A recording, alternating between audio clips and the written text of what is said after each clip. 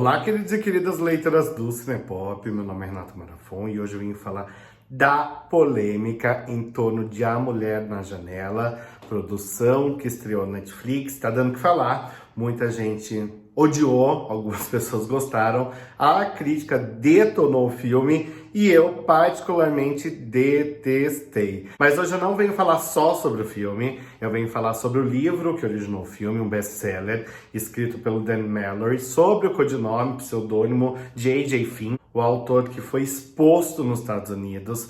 O cara é um dos maiores salafrários da história, ele inventou até que ele tinha um câncer. Sim, entre outras várias coisas.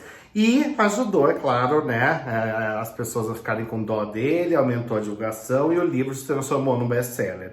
Vou falar também das polêmicas envolvendo o filme estrelado pela Amy Adams e pela Julianne Moore. Foi, assim, um transtorno de produção. E, por fim, vou fazer aí minhas considerações finais sobre essa produção que tá na Netflix, mas que, olha, eu penei pra terminar esse filme. Eu ria, e é um filme de suspense, né? Então foram risos involuntários.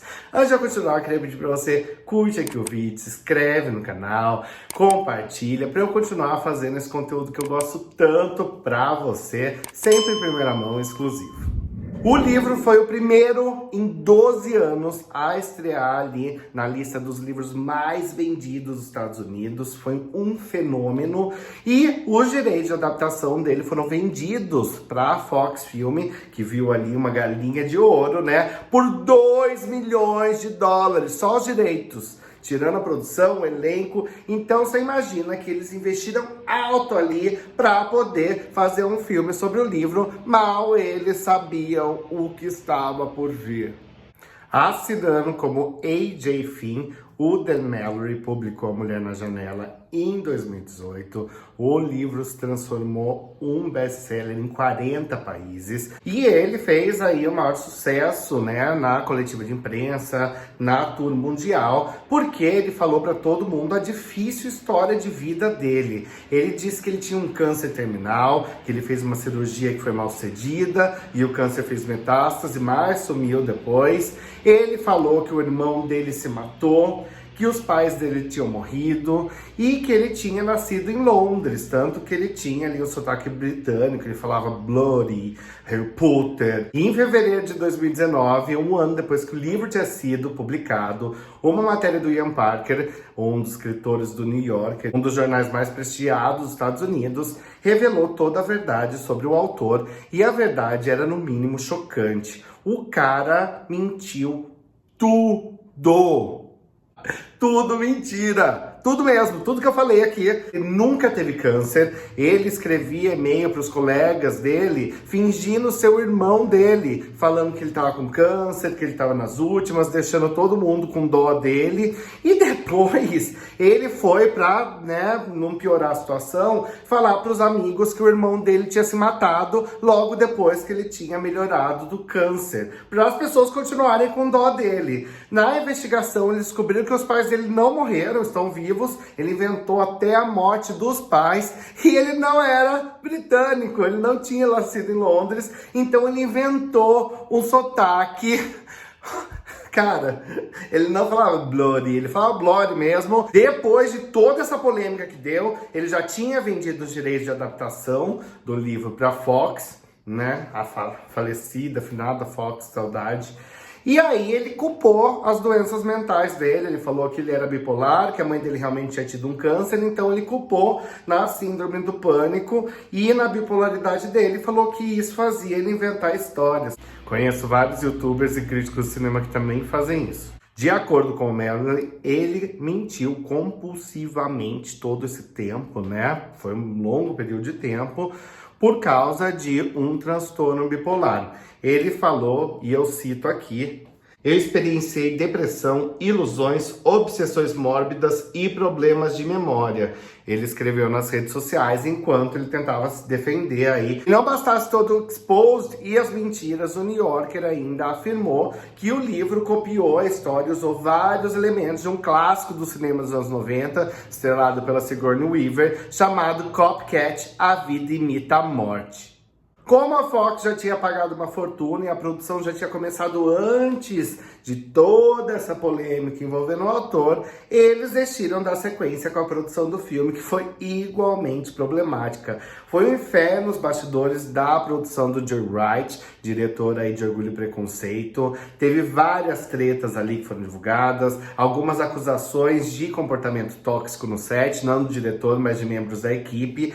E, por fim, o resultado do filme inicial foi um fiasco. Em 2019, no finalzinho do ano, o filme foi exibido em uma exibição teste, que eles exibem para as pessoas para ver o resultado do filme antes de lançar nos cinemas. E o filme ele foi massacrado. Diz que foi a pior nota numa exibição teste que um filme teve em anos, por causa da edição, da história, e reclamaram também da direção de Joe Wright, que não conseguia aproveitar o talento ali da Amy Adams. O filme teve que ser reeditado 3 vezes. E o estúdio teve que descartar a trilha sonora inteira do filme que o Trent Reznor, vocalista do icônico Nine Inch Nails, tinha feito para a produção. E acabaram substituindo a trilha dele pela do Danny Elfman, que fez a fantástica Fábrica de Chocolate. Não bastasse tudo isso, quando A Mulher na Janela estava pronto para ser lançado nos cinemas, a Disney comprou a Fox. E cancelou a estreia do filme nos cinemas. Na verdade, eles adiaram, mas aí veio a pandemia de Covid. Gente, tô até com medo de gravar esse vídeo porque essa obra é amaldiçoada. E aí, a Netflix embolsou em torno de 50 milhões para comprar a produção e lançar no catálogo deles, mas a produção foi massacrada pelas críticas e recebeu apenas 30% de aprovação no Rotten Tomatoes. A trama acompanha a doutora Anna Fox, vivida pela Amy Adams. Mulher, troca de agente, você precisa de um Oscar. Ela sofre de agorafobia, mas Renato, o que é agorafobia? Agorafobia basicamente é o medo de sentir medo. É um transtorno de ansiedade que a pessoa cometida, ela tem medo de tudo, inclusive de sair de casa ou de qualquer situação que coloque ela em risco. Então é bastante interessante a gente ver isso sendo abordado em um filme, mas ele é abordado aqui de uma maneira extremamente mal sucedida. A Ana, ela ficou o dia inteiro dentro de casa, olhando os vizinhos pela janela, é a diversão dela. O psicólogo falou, vai fundo, né, se alguma coisa te entretém. Também lembra bastante Janela Indiscreta, do Hitchcock, né? Olha aí, mais um... E aí um dia ela vê a vizinha, vivida pela Julianne Moore, sendo assassinada. Alguém dá uma facada nela, ela entra em desespero, tal. Mas ao mesmo tempo ela também tá tomando um monte de remédio com álcool. E o marido da mulher chega com uma outra mulher falando que aquela não era a mulher dele. E aí a confusão se instala na cabeça da Ana e também do espectador. Eu entendo que o diretor, o Joe Wright, ele quis fazer um negócio pra gente não saber muito bem o que tá acontecendo. Mas ele foi extremamente mal sucedido, porque a edição do filme é toda picotada. Então nada parece fazer sentido nem para protagonista, nem para o espectador, o que chega a cansar. E se não bastasse tudo isso, o desfecho, aquela cena no telhado, é uma das piores coisas que eu já vi na minha vida. Não só pela direção mal sucedida, pelos efeitos, pela trama mesmo, pelo desfecho. Eu achei tudo muito cafona, muito mal realizado, idealizado. Então eu detestei o filme, eu assisti até o final porque eu falei, eu preciso ir lá falar pro pessoal do Cinepop, mas pra mim foi uma produção que lembra o suspense dos anos 90 sem o charme deles. Então aquela história batida que a gente já conhece, a reviravolta, gente, eu achei ele muito mal feita. Eu já podia imaginar que era aquilo, mas mesmo assim eu achei que tudo não faz sentido ali. A atuação da Amy Adams está boa, apesar que às vezes eu acho que ela está extremamente caricata. Eu não sei se é a direção, ou a trilha sonora, ou a edição. A edição do filme é um monte picotado, mas tem algumas cenas que eu passei vergonha alheia, como a cena que ela tá lá no maior dilema e de repente ela começa a lembrar e aparece um carro levando no meio da sala para tentar mostrar ali como que se passa a cabeça dela, mas é tudo muito mal feito. Bom, eu espero que vocês tenham gostado do meu vídeo sobre a polêmica em torno de A Mulher na Janela.